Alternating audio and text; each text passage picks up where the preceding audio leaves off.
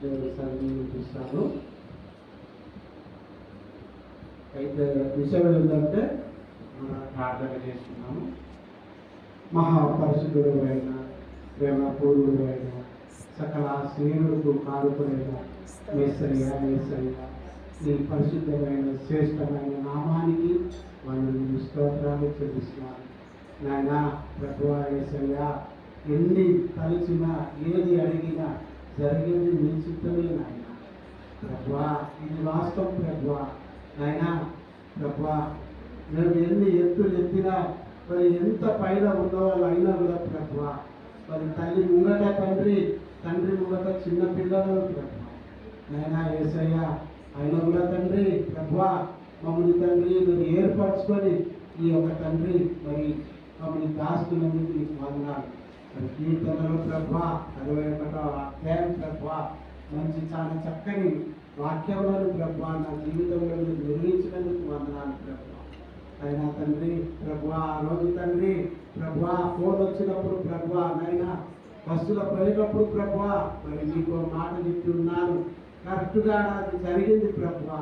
దాన్ని బట్టి నీకు వందనములు స్తోత్రాలు చెల్లిస్తాను ప్రభువా. మరి నేను వచ్చి ఉన్నాను తండ్రి ప్రభువా, దాన్ని బట్టి నీకు వందనాలు. మరి 116 117 తీసుకొచ్చి ఉన్నాను ప్రభువా. ₹1 ఎక్కువ ఉన్నది తండ్రి, రూపాయి దొరకలేదు తండ్రి, నీకు వందనాలు. అయినా ప్రభువా సమయం ఉన్నప్పటికీ ప్రభువా, అయినా చాలా ఇబ్బంది ఉన్నప్పటికీ ప్రభువా, అయినా తండ్రి మీరు నడిపించినందుకు మీకు వందనములు స్తోత్రాలు చెల్లిస్తాను ప్రభువా. అనే సాక్ష్యాన్ని తండ్రి ఆ రోజు మరి బస్సులో పోచుడుగా చెప్పి ఉన్నారు ప్రభువా, ఈ రోజు చెప్తున్నాను ప్రభువా. దాన్ని బట్టి మీకు వందనములు స్తోత్రాలు చెల్లిస్తాను ప్రభువా. అయినా కుటుంబం మొత్తాన్ని మీరు జ్ఞాపకం చేసుకోమని ప్రభువా, మా యొక్క తమ్ముడి కుటుంబం ప్రభువా అందరినీ ప్రభువా జ్ఞాపకం చేసుకోమని మీ కృపని దయచేయమని మీరు వేడుకుంటాం ప్రభువా. అదే దేవి గురు జంగల్ ప్రభువా, ప్రతి ఒక్క కుటుంబం ప్రతి ఒక్కరిని మీరు ప్రభువా చర్చిలో ఉన్న అందరినీ మీరు జ్ఞాపకం చేసుకోమని నేను వేడుకుంటున్నాం ప్రభువా.